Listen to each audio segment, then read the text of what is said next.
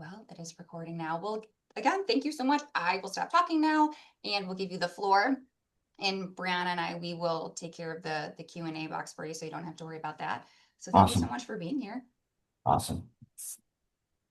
See somebody in the chat said they can't hear very Oh, well. Can you yes. guys hear me okay? Hopefully. Yes. Yes. Cool. Awesome. Please excuse my jacket. My office is freezing. I've had my jacket on all morning. And I'm comfortable. So we're just going to go with that. I'm going to go ahead and share my screen here. Slideshow.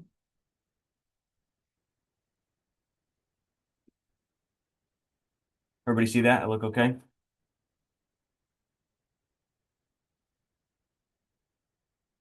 Yeah, it's all good. Awesome. Okay, thanks. Just want to make sure. I've done this before and gone through a whole presentation and nobody saw it. So I just wanted to make sure that it was what I wanted. Now let me see if I can shoot. 1 second, guys. Yes. Stop sharing. It's not, I got two screens here. I'm not a Zoom pro. Ready one more time. Get it on the right screen for me.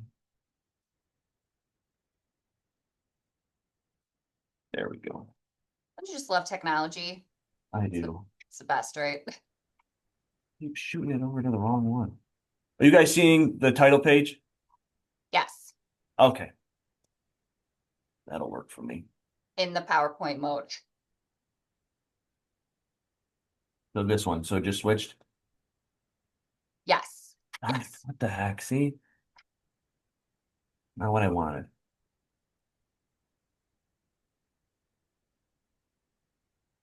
All the One more. screens, gotta love it.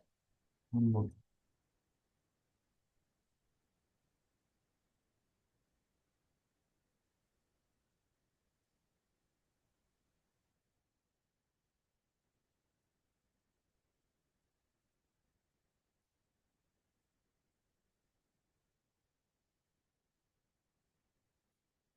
Okay.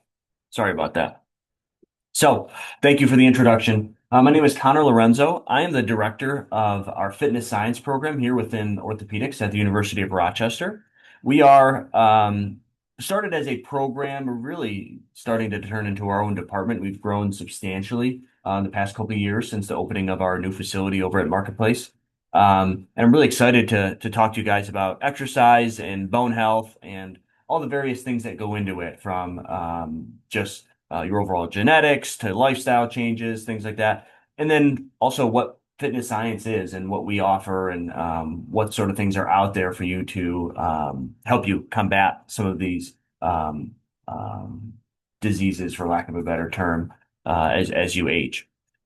So a little bit about myself before I really jump into this. So my background is more in athletic training and physical therapy, and a little bit more on the athletic side, if you will. I worked for the Bills for a couple of years, and sports was really kind of how I started my career. And I've transitioned a lot more into general population with this with fitness science, where we still do work with a number of athletes, and that's really a big population that we work with, but so many of the concepts that go into strength and conditioning for athletes apply across the board, no matter the population. It's just really a lot of the variables that get manipulated to help you reach your goals. But that's my background, and I'm just very passionate about wellness, exercise, fitness, and hopefully you can have some nuggets that you can take away from today that you can integrate into your own life. So, quick overview about what we'll be talking about today. So, understanding bone and joint disease. So, a lot of times those go hand in hand, right? Um, so, osteoarthritis is obviously a bone inflammation disease. However, they impact mostly the joints, right? So, a lot of people with various joint pain may also have some sort of bone issue going on, as joints are just articulations of bones. So they go hand in hand. So talking about and identifying what those are, talking about the various risks that can lead to these various diseases, and then we'll get into some things, exercises, for instance, that can help you combat um, those risks, and then modifications outside of just exercise in your lifestyle that can help contribute to these diseases and overall feeling better. All right, so I mentioned I got some quizzes here, questions for the audience. So first question, what percentage of adults have been diagnosed with osteoarthritis slash osteoporosis in the US? I will caveat this is from a 2023 study. But any guesses? Just throw a few out there. Alexa, if you wouldn't mind just Yep, telling me I got it. a I few of am the guesses. monitoring it. We have 20, 70, 65, 60%, 40%, 65, 45, 40. That's So quite a range from 20 to it is quite a 70. range. I normally get, and I always hesitate on these, but I think it's nice in a Zoom to get some sort of interaction where Ooh, we have more.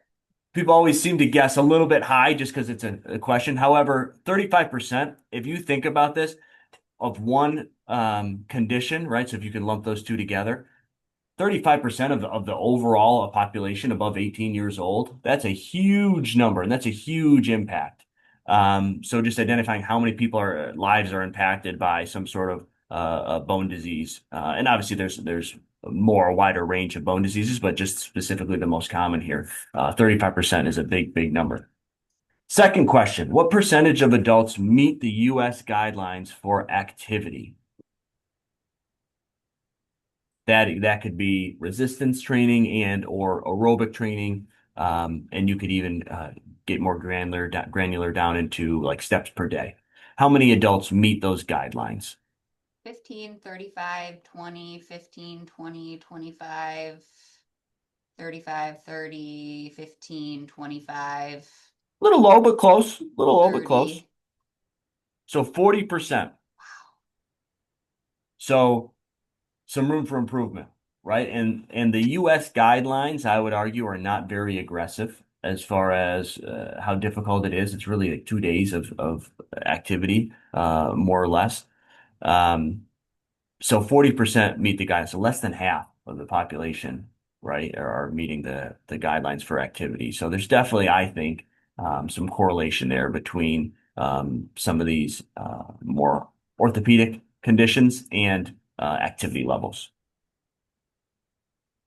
So a little bit more background, talking about osteoarthritis, osteoporosis specifically, leading cause of work disability with annual costs of Medicare and loss of earnings over $300 billion. So definitely impacting our economy.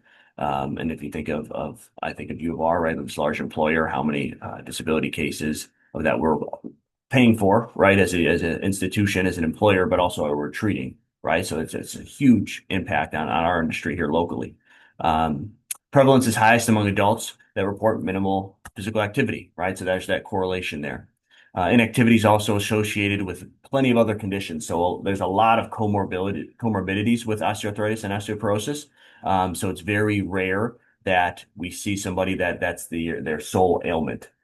They typically it comes with some sort of other condition going on, whether that be obesity or some sort of cardiovascular disease. So they go hand in hand, and I think all of it, and that's what this presentation is really focused on, ties back into that physical activity.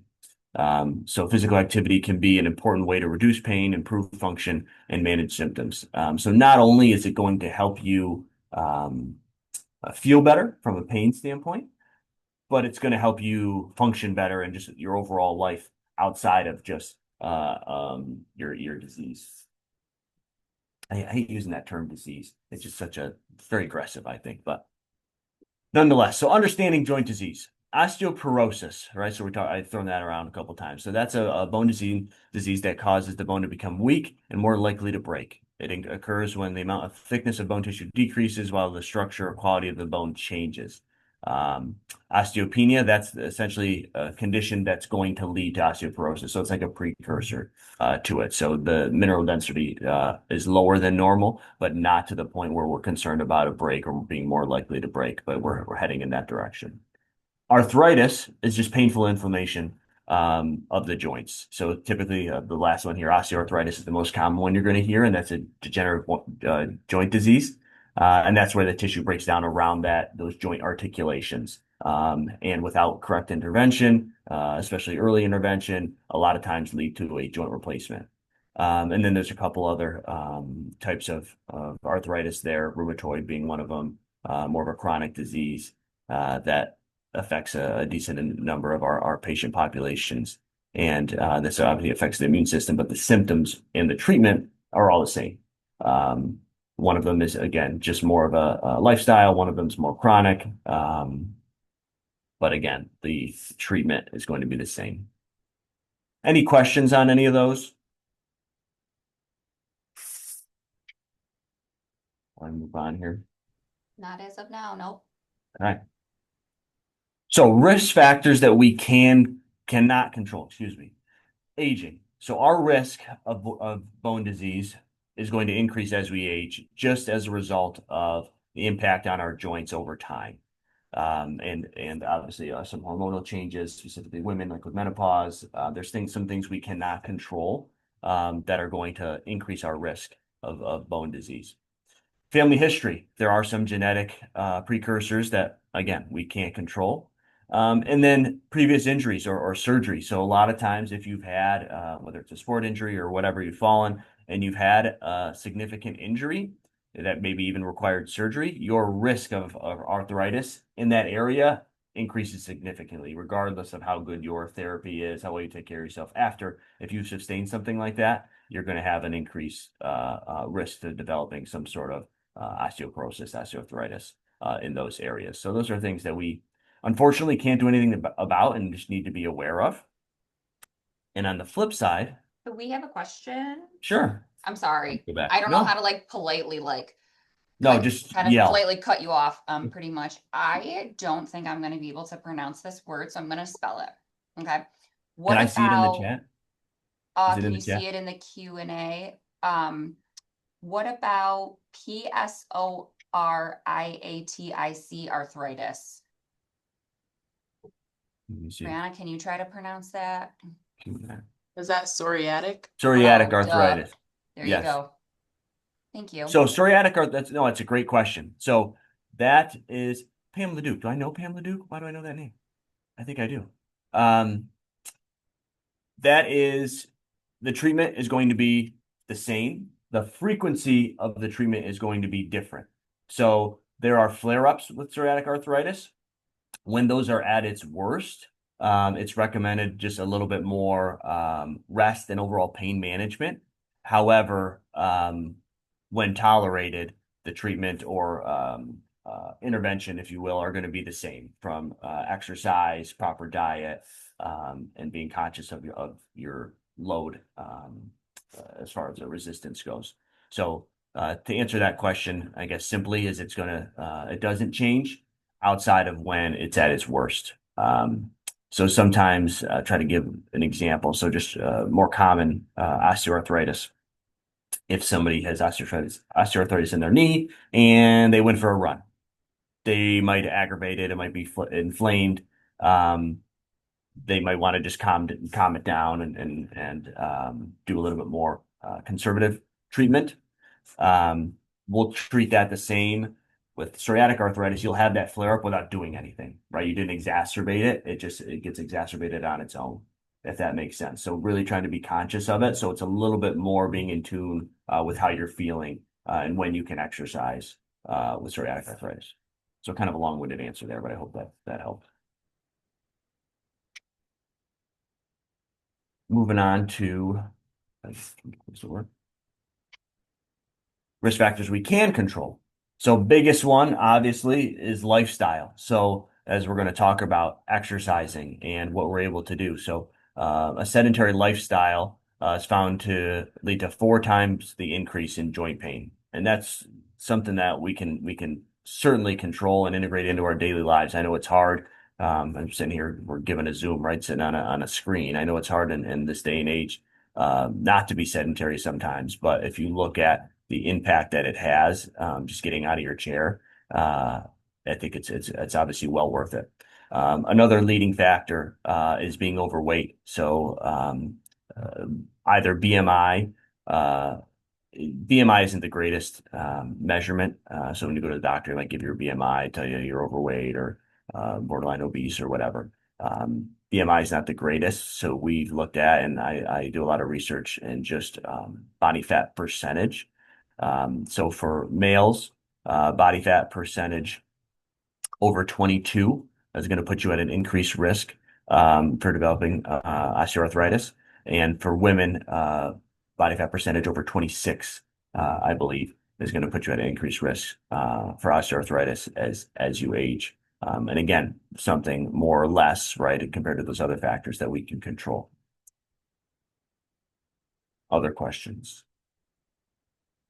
Okay.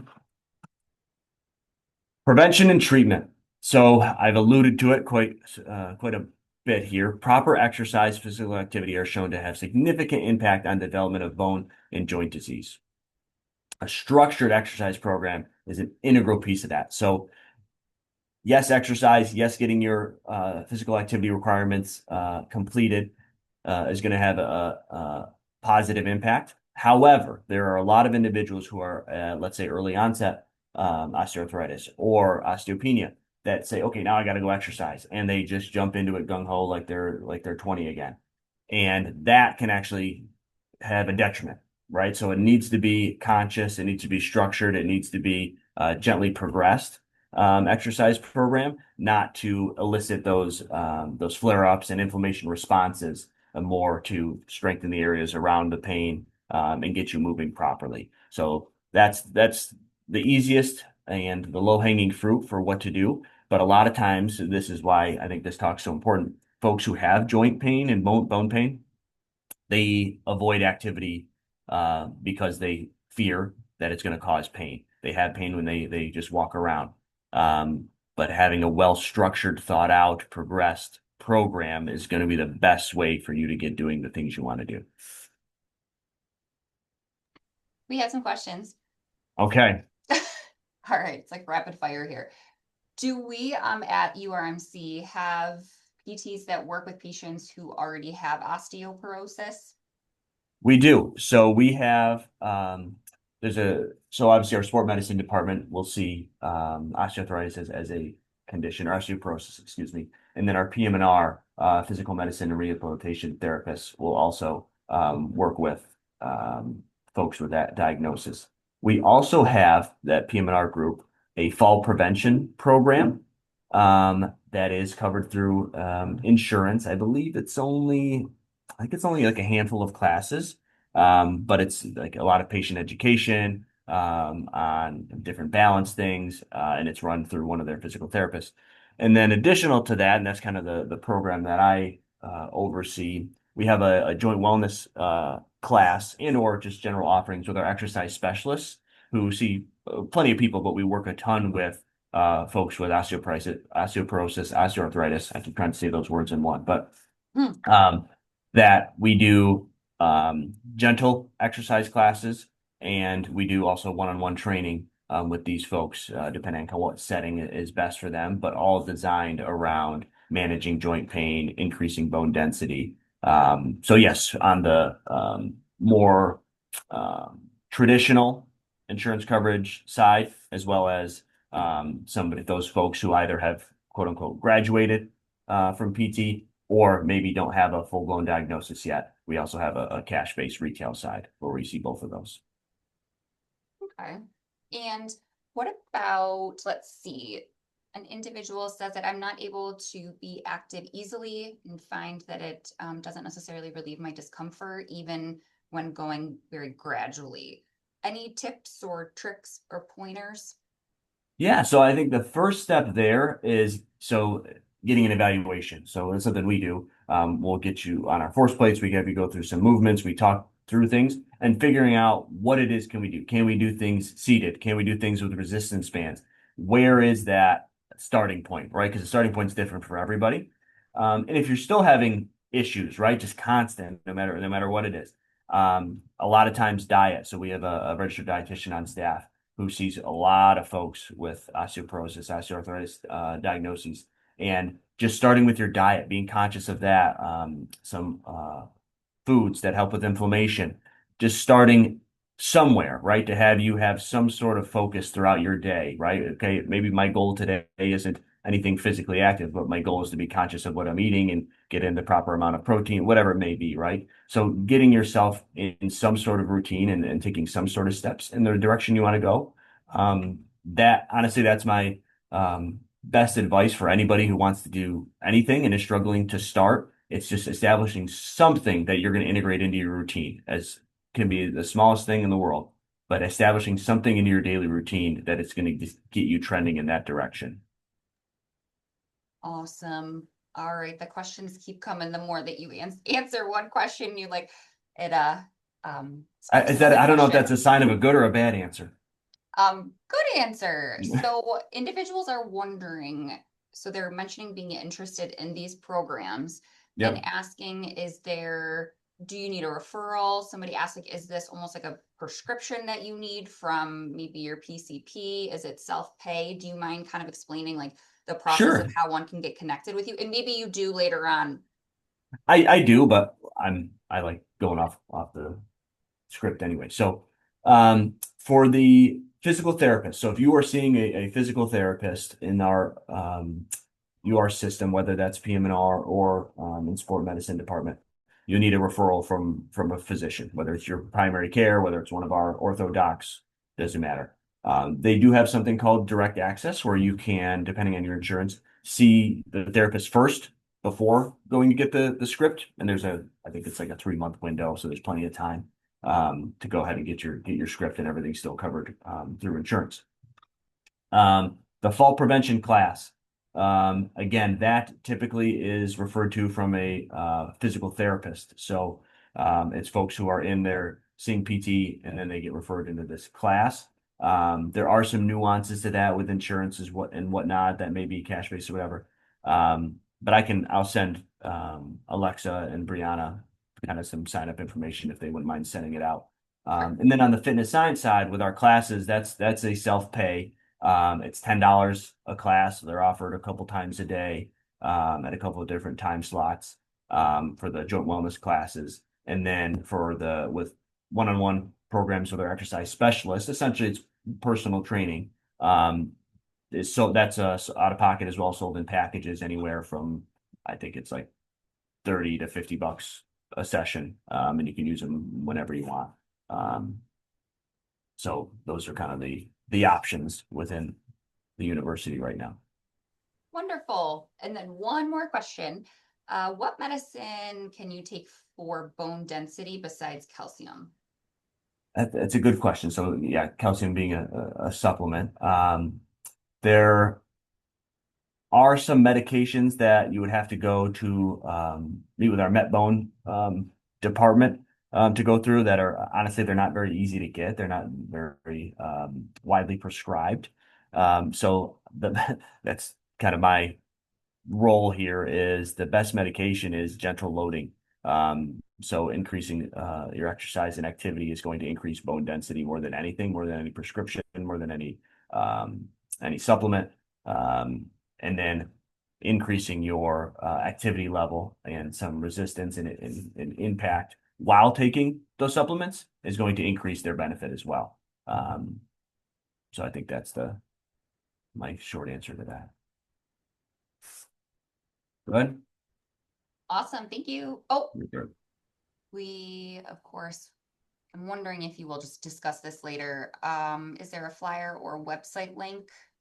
Let me Yes, both. see. I will Okay. send those. I will send those out to the fill with you guys, and you can send them out to the group Okay, perfect. if And that then what do works. you think about osteogenic loading for bone density? My gosh, you have to pronounce all these words and spell all these words like every day. I thought some therapy terms were challenging, but holy moly. Yeah, so osteogenic loading is beneficial, right? So that's any sort of conscious loading is going to be your best bet in increasing and or preventing further loss of bone density. Again, it's just got to be progressed the right way. I can't stress that point enough. Because as soon as you go beyond that tipping point, now you're putting yourself at an increased risk, and it can cause a slew of complications, which I think is why sometimes impact is vilified within this community. When I remember when I first started at the university 8 years ago, and I was working with folks in their 30s, 40s that had some early onset arthritis from having an earlier surgery in their life or whatnot. And we progressed. We got them doing pretty well, and I started doing some like light impact type things, and it was surprising, and a lot of people were worried. But then we'd had a lot of discussions within the department about looking at the literature and saying like when it's safe to do so, and then once if you do things when it's safe to do so, the benefit is going to be immense. Um, so it's not a matter of coddling and kind of guarding these things. It's a matter of strengthening them and helping you do what you want to do, because that's our philosophy or mindset within fitness science is movement is medicine, right? And you want to be moving and enjoying your life, and you don't want to be stagnant. So doing things that are going to help you be able to do that. Any other questions? Okay. So next steps, and I know I kind of got to get back to this, refocus myself, but somebody did ask about when to get, well, way to get started, right, and everything, and sometimes just walking, right, just getting up out of your chair, and walking doesn't mean going for miles, walks for some folks, right? Some people that is a good start, right? Walking's fine with them, so just starting building in a walk into your daily routine or weekly routine is going to have immense benefits. But even just walking from one room to the other, right? And being a little bit more conscious about it. Parking a little bit further away, right? Picking a further parking spot, things like that. It's just a really good way to start this exercise journey is just with walking. There's a plethora of research out there that just show walking, specifically if you're on a treadmill, incline treadmill walking, has immense benefits on your bone health as well as your cardiovascular health, and a slew of other benefits from weight loss, the calorie burning, things like that. Just starting with walking, so it's going to go a long way. So exercise, aerobic activity, the CDC recommendations, 2.5 hours a week. Seems like a tall ask, but this is any increase in heart rate for an extended period of time, an extended period of time being over 5 minutes. So these walks I'm talking about, that counts, right? So if you go for a half-hour walk 4 days a week, that's just you're just about there, right? So it's seems like a lot when you break it out into I gotta spend 2.5 hours doing just this thing. But if you think about spreading it out throughout your week, I think it's very, very doable, and a lot of people don't reach that. It's very significant. The one that I think less people meet is the resistance training or the strength training recommendations. 2 days a week, and days meaning session being I think they categorize it as 25 minutes or more of resistance training. And resistance training can be a lot of different things, but it's anything that's going to increase the load or impact at various joints throughout the body. Sometimes it's target specific muscles. Sometimes it's more of a full body movement. Sometimes it's with just body weight. Sometimes it's with dumbbells. Sometimes it's with bands. Again, there's a plethora of things you can do. That's why I think it's so important to meet with a professional or somebody that can give you some sort of structured advice on where to start and then where to progress to. But then your body is going to adapt to these demands, and you can master these movement patterns that are going to help you sustain your daily activity a lot more comfortably, as well as not elicit inflammation as significantly as you would if you don't have any of these movement patterns built in. You're back. I'm sorry. People have so many questions. Are That's you sure good. you don't want me to wait until the end? Okay, I feel like I continue No, I to hate hearing just myself talk. interrupt. Okay, so we have a couple questions pertaining to the same-ish topics of what are your thoughts on wearing weighted vests while exercise, and also about vibration plates for Oh yeah, improving all the bone toys. density. Yeah, so vibration plates were actually all the rage 10 years ago. You don't see them as much anymore. The literature doesn't really say yay or nay. I think the why you don't see them as much anymore is because it's a very expensive piece of equipment typically, and for not necessarily doing much, you can get a lot more bang for your buck for other things. Um, I wouldn't say I'm opposed to it, unless now that I'm talking, hearing myself out loud, I'm wondering if you're talking more like perturbation like Theraguns, if maybe that person could clarify the question. But what was the other one? I'm sorry, I forgot already. Weighted vests. Weighted vest, thank you. Yeah, weighted vest, you're seeing that a lot now. More of a, I'm not going to call it a fad, but you'll see that with like the treadmill walking, incline walking as a way to burn calories and to kind of increase the intensity of whatever you're doing. Definitely something that can be progressed to. It's just something that I wouldn't recommend as like a starting point. So if my starting point is relatively low and just want to walk, I just want to walk first and increase my duration of walking before I just throw a vest on, because that's obviously going to increase the impact on my joints pretty significantly. So I'd rather just do body weight first and progress to that weighted vest, and being conscious of the weighted vest should be used only at certain points, right? If we're doing a squat exercise, for example, if I want to just add a vest as opposed to body weight, that's just another way to load, but I wouldn't do like dumbbells while wearing the vest initially, right? So just being conscious of your load. A lot of times I've seen people want to wear those vests and they're not incorporating that into their thought process when they're picking their exercise or their activity. They're just going through their workout and saying, oh, I can do this much weight. I did this much weight last time, but last time you weren't wearing a vest. So that's something that gets introduced, but then also forgotten about. So I think people aren't as conscious of their joint loading when they have those on for some reason. But I think it when done properly could be a good way to progress.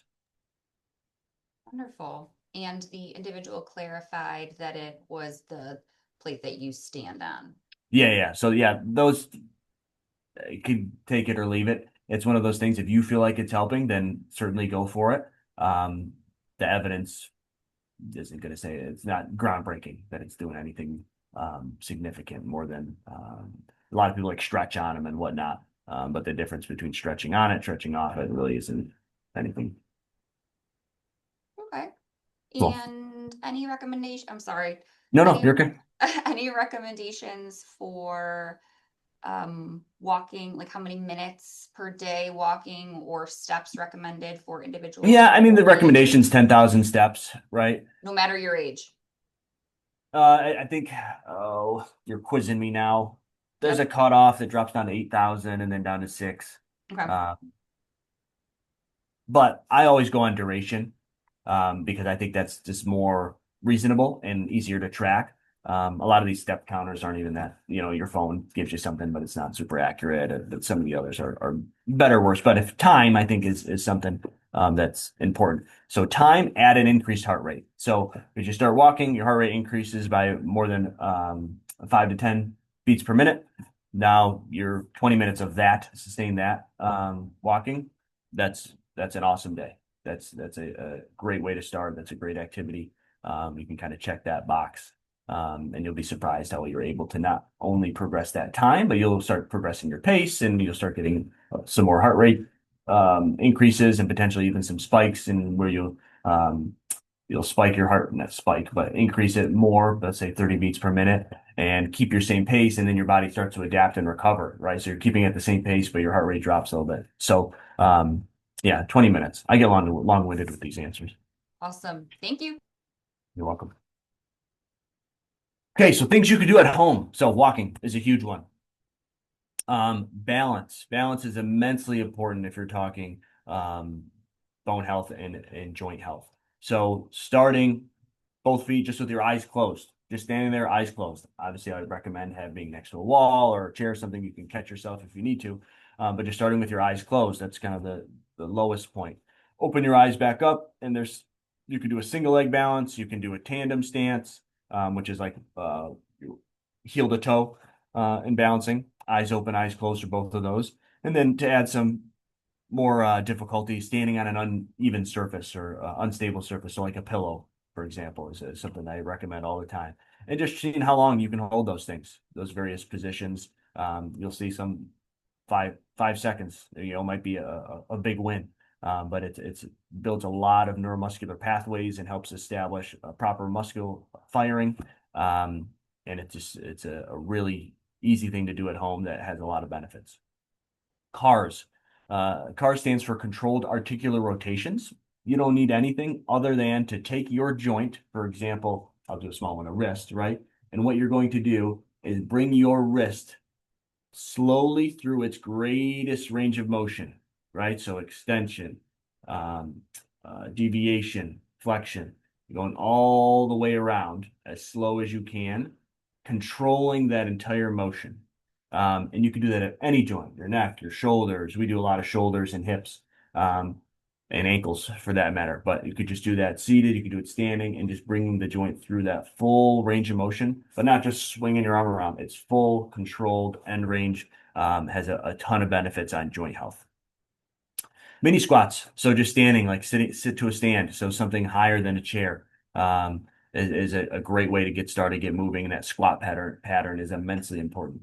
Calf raises, coming up on your toes, stand at the edge of the kitchen counter, getting up on your toes, coming down. Wall push-ups, you can be almost vertical. So leaning against the wall, bend your elbows a little bit, push away. And then pull aparts with a towel at home. You just take a towel and you're just trying to pull that towel apart as hard as you can, getting those back muscles engaged. Those are things, if you do those along with a walk every day, like that is a really solid program that's going to be safe, it's going to be effective, and it's going to be start having you build a proper routine of exercise. And it doesn't, that with a 20-minute walk, you'll have your everything done in 35 minutes. Oh no, forgot I have these in here. I got examples of all these things that I just went through. But so here's the examples of balance, right? So eyes closed, single leg tandem, as you see on the right there's that tandem stance. And obviously has been shown to reduce risk of falls. Cars, here's some examples. So on the right is a shoulder car, so bring your shoulder through great range of motion. And the one on the left is a guy, I don't know if it's a video. No, it's not.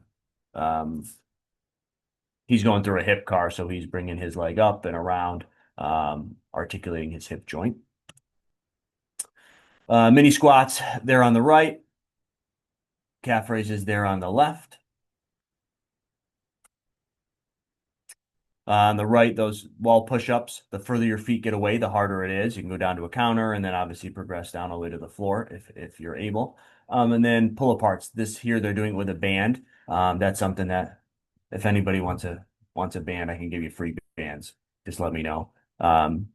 That's that you could also do with a towel for more of an isometric contraction. But that's the hardest thing I think to do on your own is engage your posterior chain, which is very good, important for posture and being in proper position for all these other exercises. But it's something that it's hard to do just at home, like pulling, like there's not like people aren't doing pull-ups and your daily life is all out in front of you, not behind you. So that's something I think it's really important to incorporate. A lot of people miss that box. So just a quick recap. Diagnosed bone and joint disease is increased by sedentary lifestyle. Increasing activity combats those issues. Low levels of aerobic exercise and proper resistance training have been shown to significantly improve symptoms related to joint disease. So some people ask some questions about kind of what our offerings are. I mentioned the training piece. We have a dietitian. Again, I mentioned that. We actually have a psychologist as well, a sports psychologist, and we do everything we do is heavily filled with data analysis. So having objective measures that we're improving all these various things. And fitness science is a program that works with all individuals, all ages, all conditions, that we've seen great benefits from, just at getting people into the system and getting them to where they need to go. Here's some stuff. I mentioned the classes. This is a picture of our brand new facility. It's fantastic. We have a lot of nice toys and space for our programs here. And that's all I got. There's all my sources. Any more questions for me? We do. We're just kind of looking through them to see. I know we'll probably get a lot of questions about the free bands. So do you think you could talk a little bit more about how we can get those? Exactly. People love free. I love them free. Yeah, we just have so many of these little band of ribbons. We cut them and we can give you those bands. So I'll send out my contact info. And if people want to come pick them up, I could show you around the space and give you a free band. Awesome. Well, you heard So it you'll here. send out the website or contact information. Does that include a phone number too? Yep. Okay. Awesome. All right. So we're just getting up. How do we sign up? And we'll send out the website information to every person who registered for this. Awesome. Okay, let's see.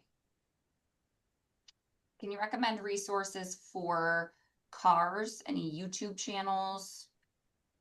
The prehab guys do a really good job. They have a YouTube channel. But really, if you just look up cars, control articular rotations, pails and rails is another variation of those things that you just YouTube it. They'll give you a plethora of exercises that you can do. You don't need any equipment that really helps joint health. Okay. We have somebody asking, does yoga help? Sure, absolutely. Yoga is a great way to integrate exercise and activity into your life. There are plenty of different types of yoga, so just making sure if you're not already a yogi, just starting at the right starting point, right? So some of their classes or can be aggressive, right? But they'll probably tell you you should do a pretty good job of that. But yoga is definitely something. It's a lot of balance. It's a lot of the principles that and theories that are surrounded into those cars are within yoga. So yeah, can't speak highly enough about yoga. Awesome. We have multiple questions about, are there specific exercise? Is there a class for exercises for osteoporosis? Yeah, so it's called our joint wellness class, and it's all stuff designed for osteoarthritis and osteoporosis. Um, it'll be in the information I send out, but we offer, I think it's Monday, Wednesday, Friday, mornings and afternoons. I think a 9 and a noon maybe. Oh, wonderful. That's quite a few options too. Yeah. Let's see. What about how does using an elliptical compare to walking outside or with a treadmill for bone strengthening? Yeah, so an elliptical is not for physical activity, it's great, but it's not going to give you as much of a improvement in bone density. It is obviously less impact. So for that reason, it could be a good starting point. If walking seems a little bit too aggressive, we could start with a recumbent bike, right? Those types of things that there's less impact. But from increasing or halting the reduction of bone density, something with a little bit of impact, walking is going to be more beneficial. Wonderful. And is there a certain time period where you should, like, how often should you check your bone density, and how would you go about doing that? Yeah, so the gold standard is through a DEXA scan. Again, those are hard to come by and hard to because you have to get a prescription. They're very limited. But if you are someone that is flagged to be at risk for osteoporosis or some sort of decrease in bone density, then you should try to work with your PCP to get a script for a DEXA scan. And then typically a year to 2 years, every year or 2 years to get a scan to see if your bone generation, for lack of a better term, is stopped or improving or getting worse. Because that's certainly as you age, that's a really big factor. As you age, your risk of fall increases, risk of fall and leading to a fracture is a very serious concern. And there's actually a lot of things that go into that are I don't want to be too morbid, but a lot of people die from that. So as they age, so it's really, really important to stay on top of that stuff. Which is kind of a great transition, not to the morbid piece, but someone asked a question about what is the best protection for falls, or maybe like obviously winter is here, Yep. unfortunately. Are there any ways that we can I don't know, work to be more preventative, I guess. Yeah, so walk or the balance piece. Balance is huge. Balance and strength are the most important things. So a lot of times fall risk are for folks that don't have a ton of neuromuscular coordination, essentially meaning that they haven't put their body hasn't had to respond to anything super intense, and then they lose their balance, and then they don't have the neuromuscular efficiency to be able to contract their muscles to catch themselves. So staying on top of your resistance training, doing some balance training, keeping your proprioceptors engaged is the best way to help prevent falls and or make them less impactful if they do happen. Yeah. We hear, I don't know if you've heard this, Brianna, but Anne will say you're supposed to walk like a penguin, like in the parking lot. Have you heard that of like kind of like that waddle? Gonna lead to hip issues. Oh, great. Okay, well, I'm gonna tell her. I'm gonna say, listen, Anne, we cannot waddle like a penguin. Because it will lead to hip issues. So, all right, let's see. Oh, people are thanking you. Said very informative. So oh, no problem. Thanks for having me. We still have a couple questions. Are you? Oh yeah, we got time. Good. Okay. Let's see. Can you maybe talk a little bit more about, I think you mentioned a nutritionist. Yeah, so we have a dietitian. Also, I also learned relatively recently when we hired her. A dietitian is board certified. A nutritionist is somebody that can just get a weekend course. So when I call her a nutritionist, she gets very mad. So don't. Ooh. Dietitian, nutrition. So there's something, you learn something new every day. So she has a private demo kitchen here actually, where she meets with folks one-on-one. She starts with an in-body scan. That scan goes through body composition. It doesn't do bone density, so it's water, fat, muscle. But very informative scan. And then talks about kind of what your goals are surrounding nutrition, sort of things that you can start with. She does things from very, very little, just a consultation, to full on like meal plans and what have you, cooking demos, and we'll cook things with you and how to incorporate, I'm giving bad examples, but vegetables into whatever, a certain meal that you like, and here's a way to make it more healthy, that kind of thing. So she does that for individuals. She also does a lot of group stuff. So we've had obviously teams, but even like departments or organizations that will have her out or come to us to do like a larger presentation on various nutrition topics. And she not only works with folks that are trying to, let's say, be more active, lose weight, or be higher performance or whatever. She also sees folks pre and post surgery, right? And how nutrition can help with your recovery. So she does everything. She's wonderful. And she'll be in that information I send out to you how to sign up with her. Brianna, I'm thinking next year's Health Bites. Let's recruit her. Oh my gosh, she sounds wonderful, and she's phenomenal. So well-rounded too. She's a great presenter. So, that's get her on. I'll hook you up. Yes, well, she sounds. Please do. Yeah, she sounds fantastic. All right, let's see. People are asking about exercise. If you exercise only like certain parts of your body, upper or lower body, does it improve kind of the opposite area for bone density? So there is some literature suggesting it's called a crossover effect, that any sort of resistance training is going to impact agonists or antagonist muscle groups. So stupid example, but if you break your left arm and you work out just your right arm, your left arm is actually going to see some benefit of that. Obviously, there's still going to be atrophy and whatnot, but so yes, there is evidence to support that. However, I would always argue to do functional full body movement patterns. So there's 7 movement patterns, and we incorporate this into our training. So a knee dominant, which would be a squat, a hip dominant, which would be like a deadlift, so hinging at your hip. A horizontal press, so like a push-up, a horizontal pull, a vertical press, something overhead, and a vertical pull. And the 7th one we just call core. And your core's job is not to like do sit-ups, but is to oppose movement, so to keep you stable. So we do anti-rotation, anti-extension type things. So always incorporating some sort of we call them compound movements is going to be the most beneficial thing you can do, because it's going to keep you functioning how your body's meant to function, right?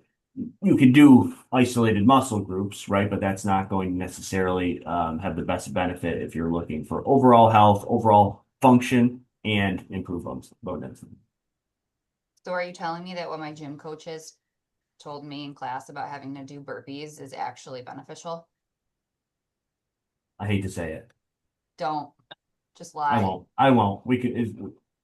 It's been implied. Oh, gosh. Well, we'll move on from that. What a traumatic experience burpees are. Just thinking they hit probably all of those areas that you just mentioned. Yes, they hit a lot of them. That's true. Yeah.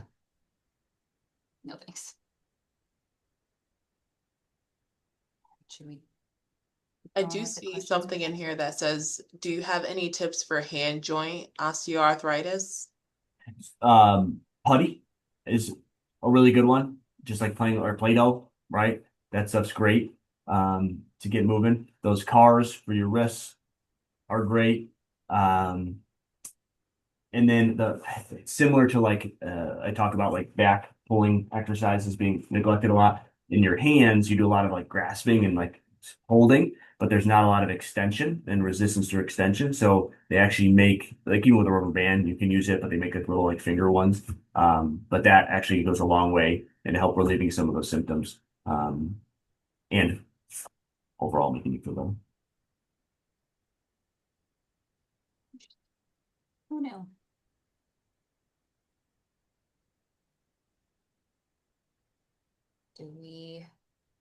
Let's see, someone is asking about mild osteoporosis. Is it something where when it starts, it's already happening? Is there a way to quote unquote prevent progression? Yeah, absolutely. All these things, that's prevention and I call it treatment because you can improve it, halt it in its tracks. It's essentially it's an inflammation in your joint, right? Any itis, right, is inflammation.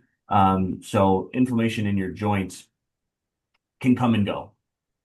Now, if you have diagnosed osteoarthritis, that is going to linger more. It's going to be more aggressive. It's going to happen easier. But there's definitely ways to mitigate that inflammation. Wonderful.